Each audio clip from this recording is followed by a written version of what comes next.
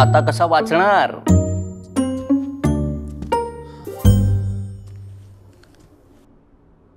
काका, हा घोडा इथेच ठेव. मग पप्पा हे पुढे घेतील. मग तू ही चाल चल. मग पप्पांकडे ही चाल सोडून काहीच पर्याय राहणार नाही. मग तू ही चाल चालव आणि चेकमेट.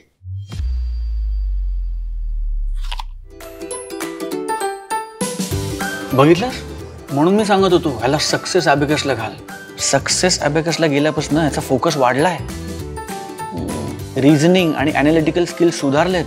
अरे कसला स्मार्ट झालाय. हो रे, हा तर माझा बाप झालाय.